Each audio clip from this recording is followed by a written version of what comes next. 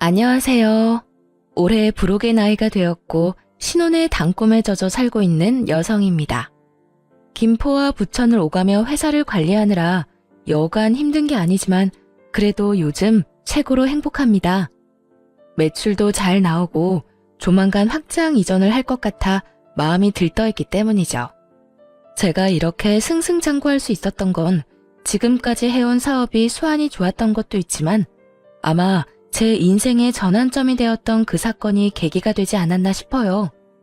불과 3년 전이긴 하지만 그 일을 겪고 악바리 소리 들어가며 더욱더 일에 미친 듯이 몰두했었거든요. 저는 아무 생각 없이 바쁜 시간을 보낼 수 있어서 좋았겠지만 아마 직원들은 고단했을 겁니다. 오늘 여러분께 들려드릴 이야기는 제 인생의 전환점을 만들어준 전남편과 시어머니에 대한 이야기입니다. 전남편을 짧고 굵게 이야기하자면 빛 좋은 개살구 같은 사람이었어요. 콩깍지가 씌어서 아무것도 몰랐지만 살면서 점점 뱀 허물 벗듯이 새까만 속을 드러내더군요. 시어머니는 어떤 사람인지 굳이 말씀 안 드려도 아시겠죠? 그럼 인생의 전환점을 만들어준 그들의 이야기 시작하겠습니다. 지금은 이혼을 했지만 편의상 남편이라고 지칭하겠습니다. 저는 서울에 있는 4년제 대학교에서 무역학과 경영학을 전공했습니다. 부모님이 대기업에서 근무하셨다 보니 부족하지 않은 형편에 하고 싶은 거 다 하고 살았습니다. 민정아, 너는 누굴 닮아서 그렇게 유별난다냐?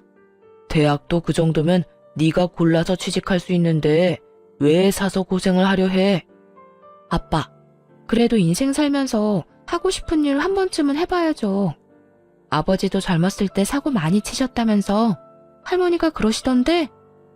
야 임마, 그건 그거고 너는 얌전히 회사 잘 다니다 시집만 잘 가도 인생 성공한 건데 엄마 아빠는 너 고생하는 거 보기 싫어서 그래.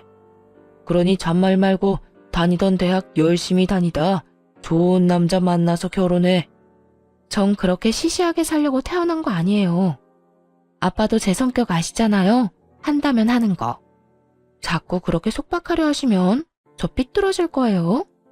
어휴, 내 팔자야. 너 그러다 홍기도 놓치고 큰일 난다. 사업은 아무나 하면 다 되는 줄 아냐? 그러다 보기 좋게 망하기라도 하면 어쩌려고 그러냐? 누굴 닮아서 이렇게 똥꼬집인지 원. 누굴 닮긴 우리 둘 골고루 닮았나 보지. 우리 젊었을 때 딱 그 모습이구먼. 이왕 하는 거 한번 믿어나 봅시다. 뒤에서 3등 하던 애가 내가 자극 줘서 이렇게 좋은 대학 떡하니 간 거 봐요. 앵간한 고집이 아니니 지켜보자고요. 망해도 얘가 망하는 거고 그렇게 망해봐야 인생 경험도 되고 좋은걸요. 부모님은 보통의 평범한 사람들처럼 적당히 좋은 대학 나와 적당한 나이에 결혼해 가정을 꾸리길 바라셨죠. 하지만 제가 워낙 외향적이면서 도전적인 성격이라 당연히 제 기준에 맞지 않는 바람이었습니다. 그렇게 대학 졸업 후 마음 맞는 동창들과 작은 사업을 하나 시작했어요. 제가 좀 특이하게 창업 동아리 활동을 했었는데 거기서 마음 맞는 선후배들과 물류 보관 및 유통 사업을 시작하게 된 거죠. 여자가 사업을 한다니 주변에서 우려의 말도 많았고 무엇보다 집안의 반대가 심했습니다. 그래도 자식 이기는 부모 없다고 사업 미천이라며 결혼 자금으로 모아두셨던 돈 5천만 원을 건네주셨어요.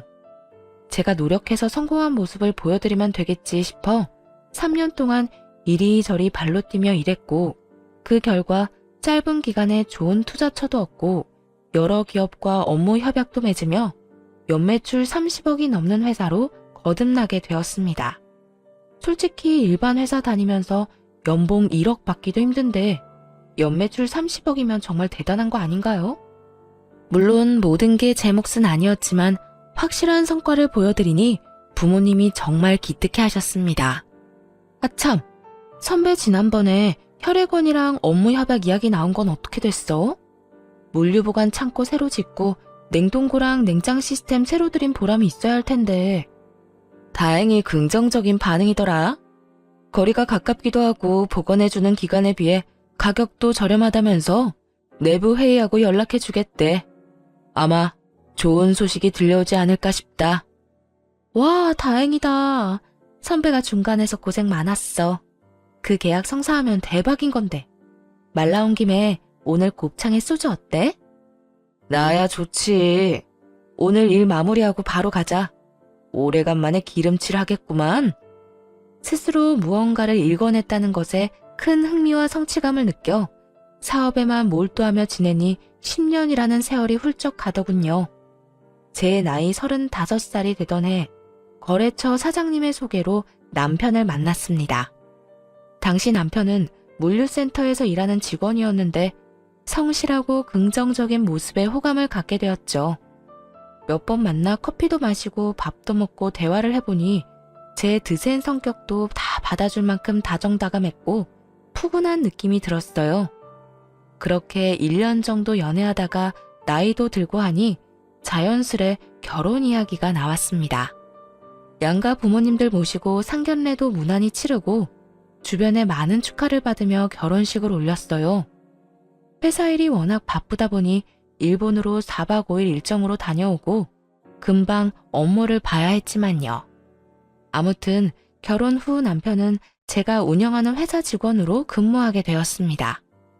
우리 회사가 본사는 김포였고 지방 공장은 부천과 성남에 있었는데 남편에게 부천 지점을 관리하게 했거든요. 물류센터에서 일하던 경험도 있고 그동안 봐왔던 모습을 믿고 맡겼습니다. 그런데 결혼하고 얼마 되지 않은 시점부터 남편의 행동이 조금씩 거슬리기 시작했어요. 여보, 이번에 엘사에서 나온 벨트랑 구두에 관심이 좀 가던데 혹시 그거 사도 될까? 지난번에 생일 선물로 사준 건? 그건 마음에 안 들어? 아니, 마음에 안 드는 게 아니라 나도 사람들 만나다 보면 눈치도 좀 보이고 다른 사장들은 다 번쩍인 거 하고 다니시더라고. 뭔가 나만 유행에 좀 뒤처지는 것 같아서. 유행은 무슨, 그런 거 다 거칠애잖아. 굳이 신경 쓸 필요가 있을까? 지난번에 김 사장이 나랑 골프 치러 가자고 하셔서 다녀온 적 있지? 근데 나한테 골프채 자랑을 하시는데 프랑스 다녀오시면서 1,000만 원짜리 사오셨다고 자랑하시더라고. 장갑에 무슨 모자까지 의상도 풀세트로 맞추시고 나는 그냥 인터넷에서 구매한 게 다인데 차이가 나긴 하더라. 당신 회사긴 하지만 사업한다는 사람이 중요한 자리에 나가면 아무래도 눈치가 보이지. 그래서 가끔 창피하기도 하고. 뭐 그런 거로 그래. 내가 워낙 그런 거에 신경을 안 써서 그런지는 모르겠지만 내 눈엔 다 사치야. 아무튼 당신이 그렇다면 어쩔 수 없지. 내가 준 카드로 사고 싶은 거 사. 그래도 당신 씀씀이 좀 줄일 필요 있어. 그런 거 많이 사봤자 좋을 거 없어. 제가 사업체를 운영하고 있는 터라 전반적인 경제권을 제가 갖고 있었습니다. 남편에게 공장 하나를 맡긴 뒤부터 뭔가 사치를 부리기 시작한 것 같았죠. 물론 거래처 직원들을 만나고 다니면서 외적인 부분에 대한 고민을 몰랐던 건 아닙니다. 저는 일만 제대로 하면 된다 주의여서 그런 건 나중 문제였거든요. 하지만 남편은 주변 사람들과 비교하며 자신의 처지가 좋지 않다고 신세한탄하기 일쑤였습니다. 뭐 어쩌겠어요. 그래도 남편 기죽어 다니지 말라고 남편이 하고 싶은 대로 하게 놔뒀죠. 그런데 남편이 언젠가부터 마치 자신이 회사를 운영하는 것처럼 주변에 소문을 떠벌리고 다니기 시작한 겁니다. 그뿐만이 아니었어요. 시어머니와 시누이도 이제는 저에게 대놓고 돈을 요구하더군요. 예, 아가, 듣자 하니 너 돈 좀 번다며? 내가 그동안 자세한 걸 몰라서 뭐라 못했지만 이왕 이렇게 된 거 단도직입적으로 말하마. 앞으로 생활비를 좀 대줬으면 좋겠구나. 혼자 몸으로 아들 대학 보내고 하다 보니 돈이 없다. 내가 나이가 들어서인지 더 이상 일도 못하겠고. 아, 네 어머니, 당연하죠. 혹시 얼마 정도 원하세요? 제가 최대한 맞춰드릴게요. 내 주변 양반들한테 물어보면 다들 200 정도씩은 받는다고 하더라. 그래야 하고 싶은 것도 하고 눈치 안 보고 여행도 다니고 그런다면서. 용돈 포함해서 그 정도면 적당할 것 같다. 네, 그럼 다음 달부터 계좌로 입금해 드릴게요. 지난번에 아가씨 취업 준비하던 건 어떻게 됐어요? 안 그래도 그 말도 하려고 했다. 네 시누이가 그동안 명품에 미음자도 못 해봤잖니. 다행히 회사에서 좋게 봐줬는지 다음 주부터 출근한다고 하더구나. 그래서 그런데 취업 선물로 가방이랑 구두 어떠니? 골라주기 그러면 현금으로 주려무나. 원래 이럴 때 크게 한턱 내는 거야. 아, 네. 그럼 물어보시고 연락해 주시겠어요? 예. 떨떠름해 할 것도 없다. 어차피 나중에 너희도 애 낳고 그러면 희진이가 잘 챙겨줄 거다. 다 되돌려 받게 돼 있으니까 너무 걱정하지 말고.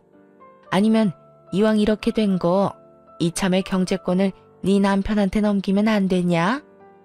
원래 여자가 경제권 쥐고 있으면 돈이 줄줄 샌다고 했어. 남편이 기가 살아야 집안이 사는 거야. 그건 안 될 것 같아요. 저 혼자 하는 사업도 아니고 동업자들이 있잖아요. 그리고 남편은 물류관리 쪽으로만 일을 해봤지 우리 회사 전반적인 시스템은 잘 이해를 못해서요. 그건 제가 알아서 할게요. 대신에 어머님 용돈 섭섭지 않게 챙겨드리잖아요. 시어머니는 사사건건 경제권을 남편에게 넘기라며 저에게 눈치를 주셨습니다. 하지만 공과 사는 정확하게 구분해야 했고 그 부분에 있어서는 냉정하게 말씀드리곤 했죠. 사실 시댁의 형편이 그렇게 좋은 편은 아니었습니다. 자가라고는 하지만 20평 정도 되는 소형 평수 아파트 한 채가 전부였고 그나마 그 집도 아직도 대출이 1억 정도 남아있다고 했어요. 남편이 받는 월급 절반 이상을 대출금으로 상환하고 있던 것도 저는 잘 알고 있었습니다. 제가 여유롭게 버니까 당장은 문제가 될 거란 생각은 못했던 거죠. 어쨌든 시어머니는 한동안 잠잠하시더니 저에게 앓는 소리를 하시며 갑자기 가정부를 고용해달라고 하셨습니다. 오랫동안 일을 하셨으니 몸도 힘들고 온몸이 성하지 않은 데가 없으시더라고요. 저는 효도하는 마음에 결국 가정부를 고용해드렸습니다.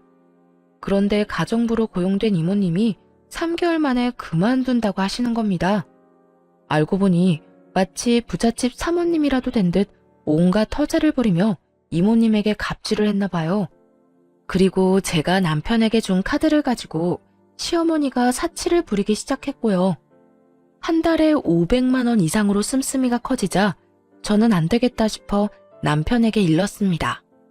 여보, 내가 준 카드 어머니 드렸어? 온갖 레스토랑이며 백화점이며 안 쓰신 데가 없더라. 어떻게 카드값이 한 달에 500만 원이 더 나올 수가 있어. 아무리 생각해도 이건 과해. 당신 어머니한테 카드 받아와. 안 되겠다 싶으면 내가 그냥 분실 신고하고 새로 발급받아 버릴 거니까. 이제 보니 너 돈 좀 잘 번다고 유세하는 거네. 네가 회사 대표다 이거야? 없는 사람들 무시하고 그러면 안 되는 거야. 물론 우리 엄마가 흥청망청 쓴 건 잘못했어. 근데 돈 잘 버는 며느리 둬서 그 덕 좀 보겠다고 하는데 나이든 노인네 이해 좀 해줄 수 없어? 내가 무슨 무시를 했다고 그래. 아무리 며느리 덕 좀 보려고 하셔도 그렇지. 한 달에 카드값이 500만 원이 말이 되는 거야? 당신 월급보다 많은 금액인데 지금 본인 돈 아니라고 막 쓰시는 거잖아. 그래, 내가 벌어서 아무런 문제 없어. 근데 정도껏 하셔야지. 이건 너무하신 거야. 내가 시댁의 생활비에 용돈까지 합쳐서 한 달에 400만 원 드리고 있는데 카드값이 500이면 한 달에 1000만 원이야. 이거 나 감당 못해. 그래서 나보고 어쩌라고. 내가 엄마 카드 뺏어오면 참 좋은 소리 듣겠다. 결국 못 받아오겠다 이거지? 그럼 그냥 놔둬. 내가 분실 신고하고 새로 발급받고 이참에 한도도 100만 원으로 낮춰야겠다. 그런 줄 알아. 와, 당신 그렇게 치사하게 굴 거야? 100만 원을 누구 코에 붙여? 사람이 말이야, 주기적으로 쇼핑도 하고 어느 정도 사치는 해줘야 이 나라 경제가 굴러가는 거야. 있는 것들이 더한다더니 당신 보니 딱 알겠네. 그렇게 저는 남편과 크게 한바탕하고는 며칠 동안 서로 말도 안 하고 지냈습니다. 분하기도 했지만 제가 읽어낸 일에 흠집이 나는 기분이 들어 정말 짜증이 나더라고요. 저는 오직 일에 집중하면서 스트레스 풀면서 지냈습니다. 아니나 다를까 시어머니는 저에게 연락해 남편은 고생시키지 말고 편하게 일하라고 하시더군요.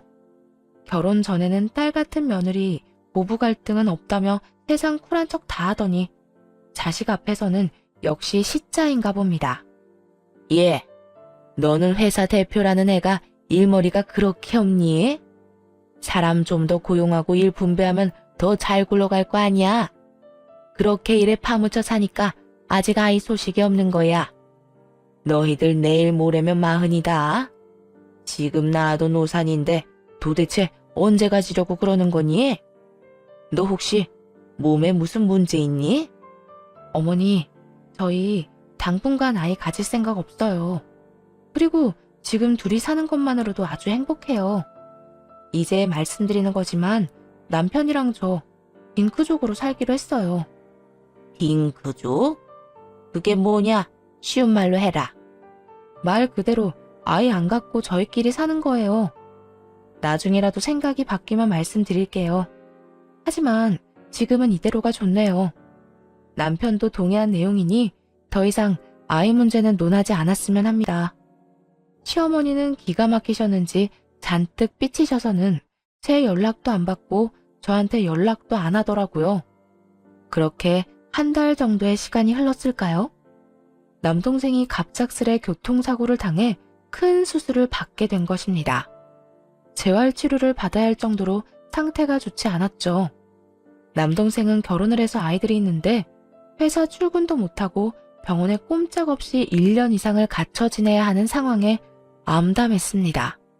그리고 아무리 금전적인 여유가 있어도 1년 동안 병원비와 생활비는 어마어마하더군요.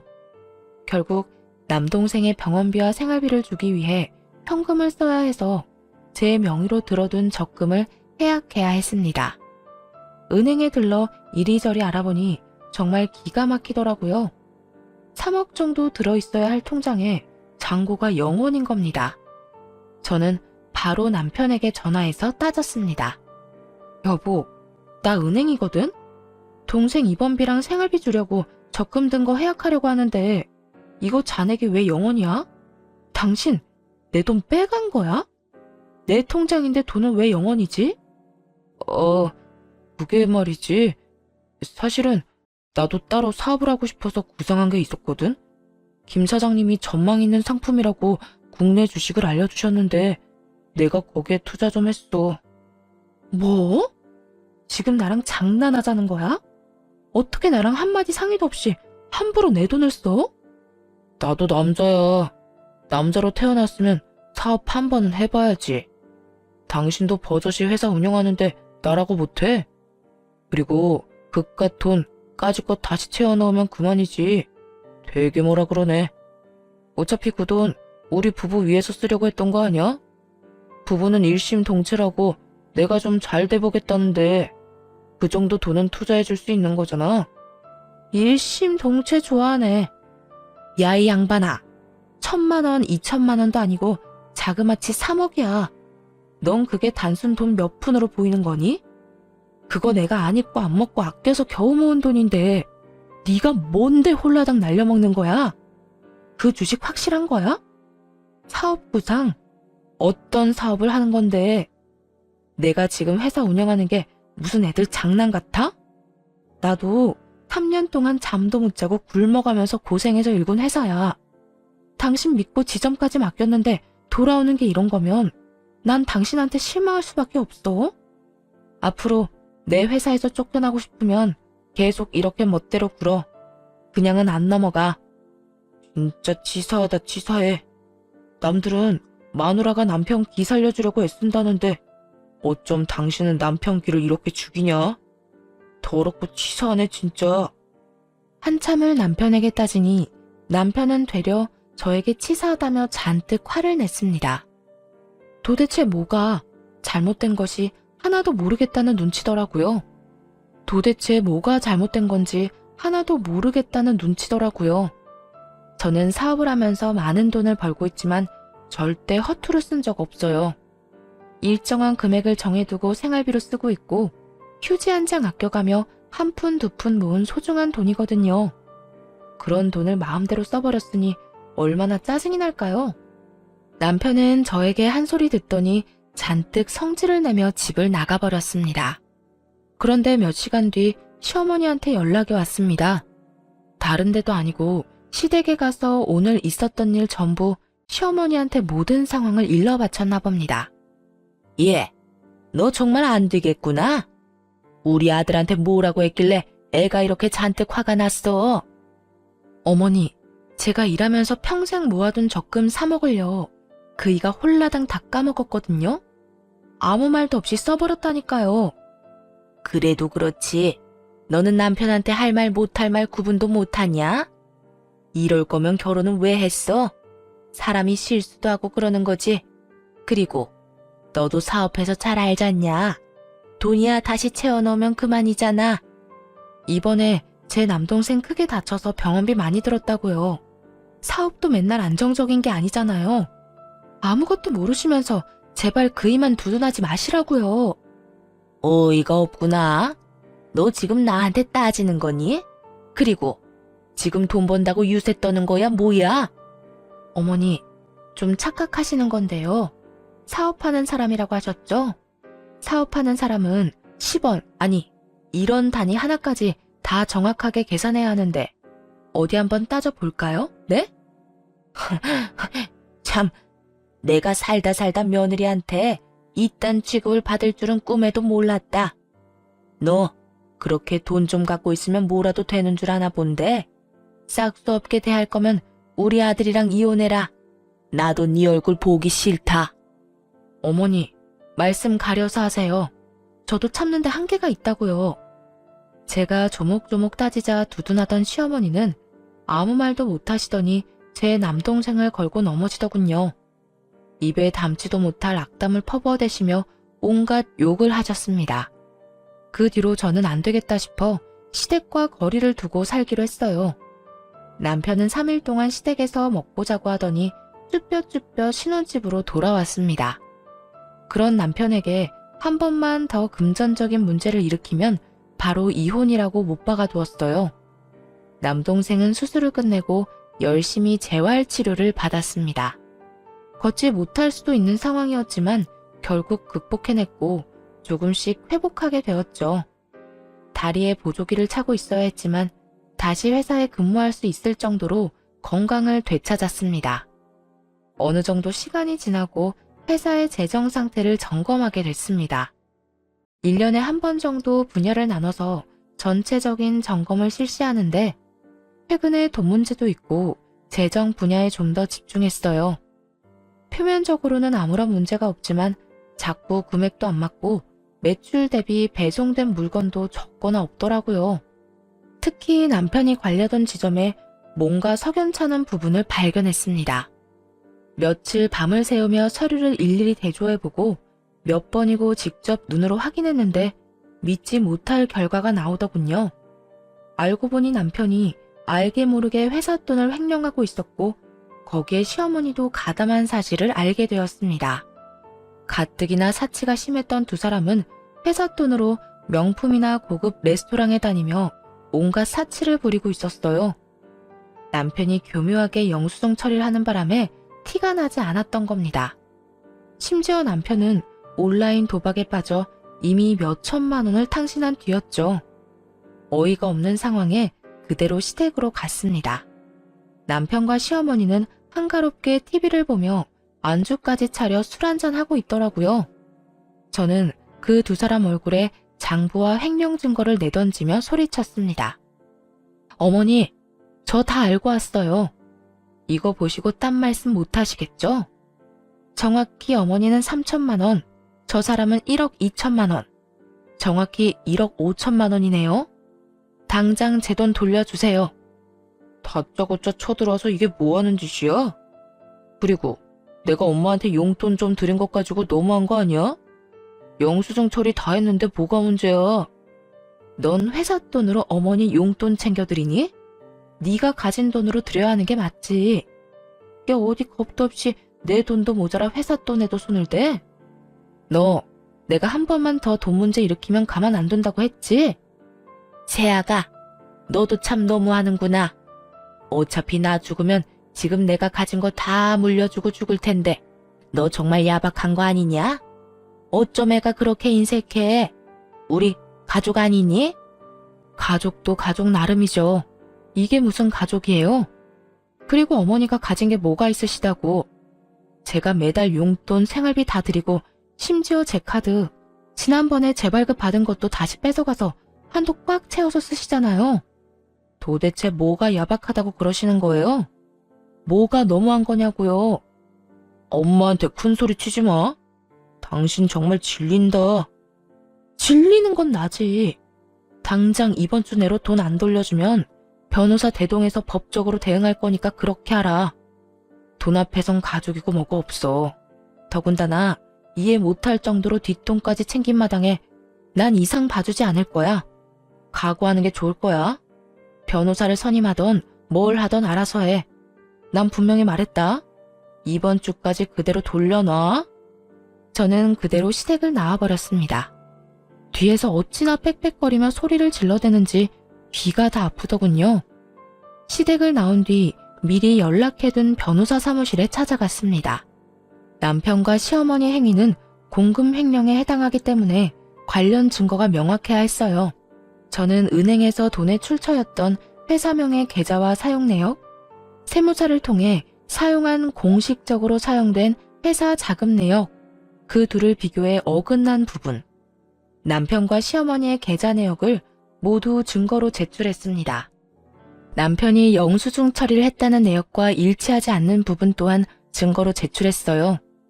하나에 집중하면 질릴 때까지 해버리는 저의 습관 덕분에 며칠 밤새운 보람이 있었네요. 그러고는 곧바로 이혼 소송도 함께 준비했습니다. 나 지금 이혼 소송 상담받고 오는 길이야. 당신도 잘 알겠지만 이건 그냥 넘어갈 일이 아니야. 형사 고소라도 해서 절반이던 10분의 1이던 다 받아낼 거야. 이번 주까지 돈 안 갚으면 시모와 당신 재산 가압류 걸어버릴 거고. 여보, 정말 그렇게까지 해야겠어? 지금 내가 가진 돈은 30만 원이 전부야.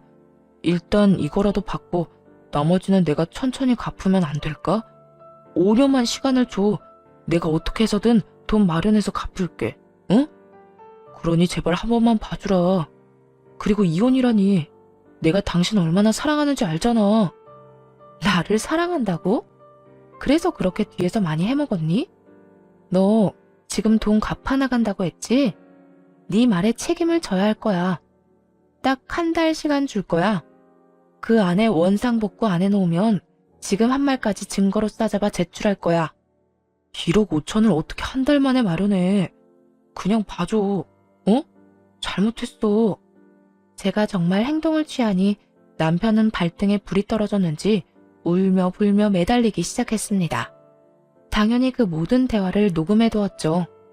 각서 쓰고 지장까지 찍어뒀으니 정신을 차리겠다 싶어 기회를 주었습니다. 그런데 말입니다. 검은 머리 짐승은 거두는 게 아니라고 했던가요? 남편이 다른 여자한테 눈 돌릴 시간이 있었는지 바람까지 피우고 있다는 사실을 알게 되었습니다. 남편이 관리하는 지점 여직원이 양심 고백을 해와서 알게 됐거든요. 격리 직원이랑 그렇고 그런 사이인데 괜히 말해서 잘릴까봐 쉬쉬하고 있는 거라며 저에게 진실을 알려줬습니다. 당연히 사진이며 동영상이며 증거도 갖고 있더라고요. 저는 좀 더 확실한 정황을 포착하기 위해 흥신소 직원 사람을 시켜 남편의 뒷조사를 했어요. 그런데 이 미친놈이 저한테 울며 불며 매달린 그날 저녁에도 내연녀랑 술을 마셨더라고요. 남편에게 지점을 맡겼을 시점부터 지금까지 계속 만나왔던 겁니다. 더 웃긴 건 남편이 횡령한 돈의 일부는 내연녀 원룸을 구하는데 전세 자금으로 썼더라고요. 네, 맞습니다. 그 내연녀와 둘만의 아지트로 사용하고 있는 곳이었죠. 사장님, 그리고 이것도 좀 아셔야 할 것 같아서요. 카페에서 웬 중년 여성분이랑 두 사람이 같이 자주 만났거든요. 근데 이게 아무래도 저는 좀 찜찜해서요. 잘은 모르는데 한번 보시라고 동영상 보내드립니다. 흥신소 직원이 따로 연락해서 건네준 동영상에는 시어머니와 남편, 내연녀의 모습이 담겨 있었어요. 그 동영상을 보고 있자니 정말 다정다감하게 그지없는 모습이더라고요. 동영상에서 들려오는 시어머니의 목소리가 저를 더 자극했습니다. 아이고, 지금 며느리는 도대체 융통성이라는 게 없다. 돈만 잘 벌면 뭐하니? 이렇게 참하고 예쁜 아가씨가 차라리 내 며느리였으면 좋겠다. 너 이참에 정리해버리고 새 출발하렴. 그 전에 이왕 뜯을 거 10억 넘게 받아내. 이혼하면서 위자료도 청구하고. 사람이 너무 화가 나면 감정을 주체하지 못해 눈물이 난다는 거 아시나요? 정말 온몸이 부들부들 떨리면서 눈물이 나는데 분하기도 하고 서럽기도 하고 오만 가지 감정이 교차하더군요. 저는 더는 이렇게 비참하게 살면 안 되겠다 싶어 바로 이혼 소송과 형사 고소를 진행했습니다. 추가로 상간녀 소송도 진행했죠. 이왕 이렇게 된 거 제대로 혼쭐을 내줘야겠다 싶었죠. 보소장? 당신 이거 뭐야? 나한테 시간을 좀 주기로 했잖아. 근데 이게 뭐냐고. 한 번만 기회를 준다고 했잖아. 어떻게든 돈 갚는다니까. 그 한 달 동안 내연녀랑 새 출발할 계획 꾸미고 있다는 거 내가 모를 줄 알았니? 나는 더 이상 할 말 없어. 너도 변호사 선임해서 법정 가서 이야기해. 앞으로 살면서 네 면상 볼 일 없었으면 좋겠다. 정말이지. 너란 인간은 역겹고 더럽고 불쾌해. 이 미친년이 너 말이면 단 줄 아니? 그러는 너는 이혼 소송 이길 수 있을 거라 생각해? 결혼하면서 며느리 도리, 여자로서 해야 할 도리를 네가 다 지켰다면 우리 아들이 이러지는 않았어. 결혼한 지가 언젠데 아이도 없고 너처럼 시어머니랑 남편한테 이렇게 막대하는 며느리는 세상 천지에도 없을 거다. 정말 시끄럽네. 아줌마, 할 말 있으시면 변호사 통해서 하세요.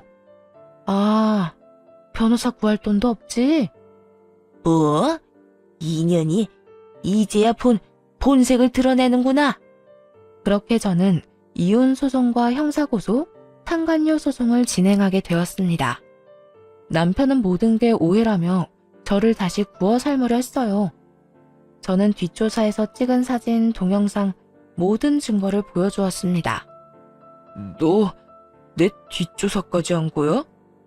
너 지금까지 나한테 잘한 게 뭐가 있는데?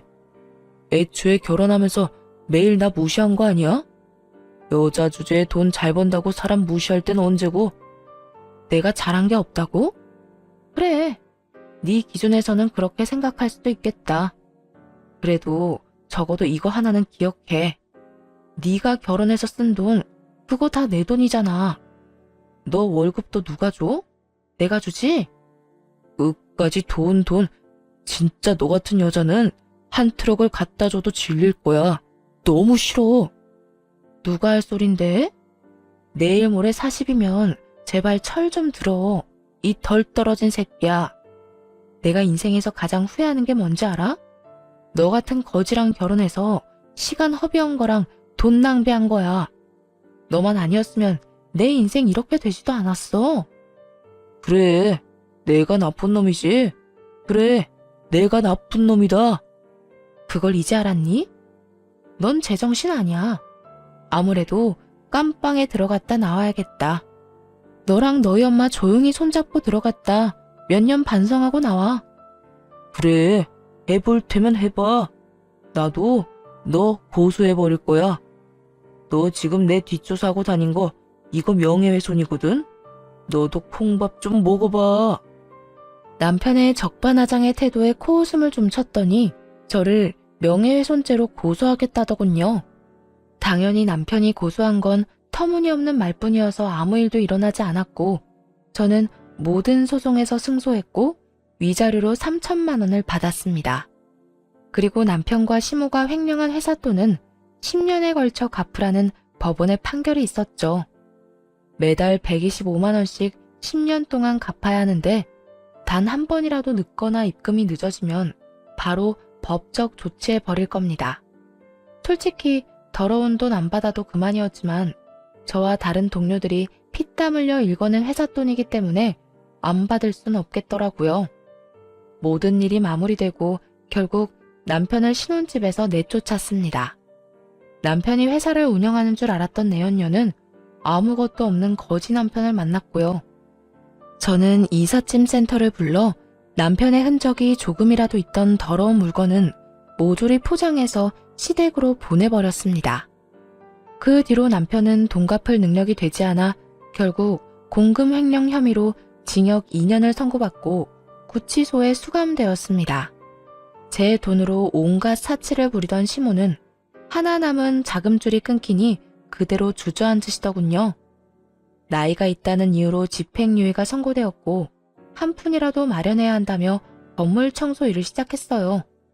유일한 재산이었던 집도 가압류당했고 시모와 시누이는 남편이 마련한 반지하 방으로 들어가서 살게 되었습니다. 내가 그동안 정말 잘못했다.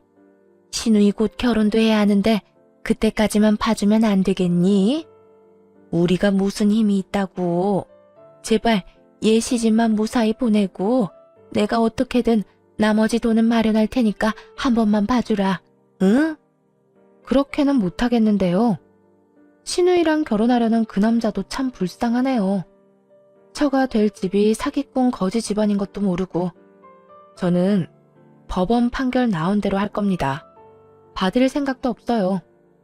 너 너무한 거 아니니? 조금의 정이라도 남아있다면 배려 좀 해주라. 그래도 내가 너 시어머니였는데 이런 식으로 나오면 나도 기분이 좀 그렇구나. 지금 기분 타령하실 때가 아닌 것 같은데요. 제발 말이 되는 소리를 좀 하세요. 이제 와서 제가 왜 아줌마 사정을 봐줘야 하는데요. 어차피 이제 남남이고 이 정도면 제가 인내심 끝판왕인 건데 한 번만 더 저 자극하시면 저도 가만히 안 있어요. 저한테 너무한다고 생각하지 마시고 그동안 그쪽 아들이랑 아줌마가 한 행동도 좀 살펴보시고요. 이참에 벽에 머리 박고 반성까지 하면 더 좋겠네요. 저는 며칠이고 찾아와 매달리는 시모를 오질게 대했습니다. 자꾸 며느리돌이 정 어쩌고 하시는데 제가 조금이라도 그런 게 남아있으면 이렇게 했겠어요? 시모가 다녀간 자리에 저는 소금까지 뿌려버렸습니다. 나름 국산 천일염이라 마지막까지 좋게 대우해줬다 생각해요. 그렇게 2년의 세월이 훌쩍 지났고 그놈은 결국 형량을 다 채우고 출소했더군요. 이사해버리는 바람에 만나질 못하니 회사에 찾아오더라고요. 여길 어디라고 와? 벌써 형량 다 채우고 나온 거야? 시간 참 빠르다. 그나저나 반성은 많이 했나 모르겠네. 당신 없는 2년 동안 나 반성 많이 했어. 내가 얼마나 모자란 놈이었는지 잘 알겠더라. 그래서 말인데 나 새 삶으로 태어났으니까 우리 다시 시작해보는 건 어때? 내가 정말 잘해줄게. 내가 미쳤니? 너 대가리에 총 맞았어? 교도소 다녀오더니 뇌가 어떻게 됐나 본데. 내가 너랑 재결합할 일은 죽어도 없을 거야. 그런 시답지 않은 말 할 거면 당장 꺼져. 앞으로 보지 말자고 내가 분명히 이야기했을 텐데.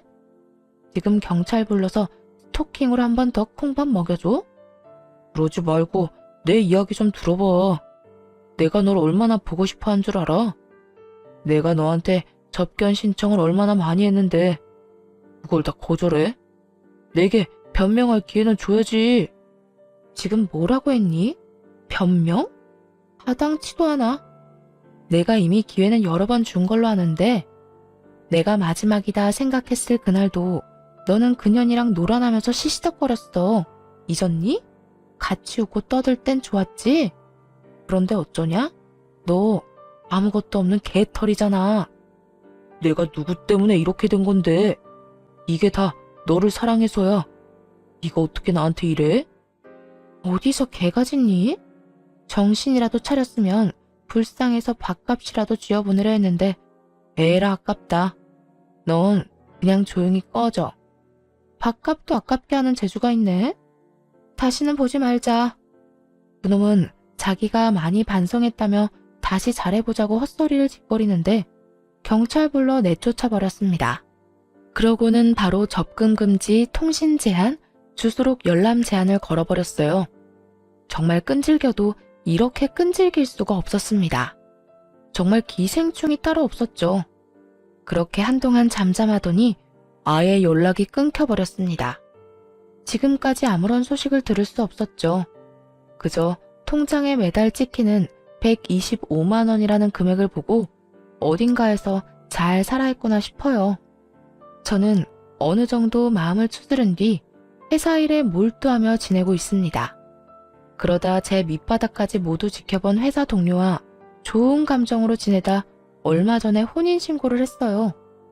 창업을 같이 했던 친구고 항상 제가 힘들 때 옆에서 많은 위로를 건네줬던 사람입니다. 부록의 나이가 되어 보니 그동안 제가 얼마나 치열하게 살아왔는지 알겠더라고요. 그런 저를 잘 달래주고 앞으로도 함께 많은 시간을 헤쳐나갈 좋은 사람을 만나 얼마나 다행인지 모릅니다. 참 피곤하고 고단하고 다사다난했던 제 결혼 사연은 여기까지예요. 고생을 많이 해서 그런지 앞으로는 행복하고 즐거운 일만 가득했으면 좋겠습니다. 그런 의미에서 오늘은 그 친구와 오붓하게 자주 가던 고깃집에서 삼겹살에 소주 한잔 해야겠습니다. 지금까지 제 사연 들어주셔서 감사합니다.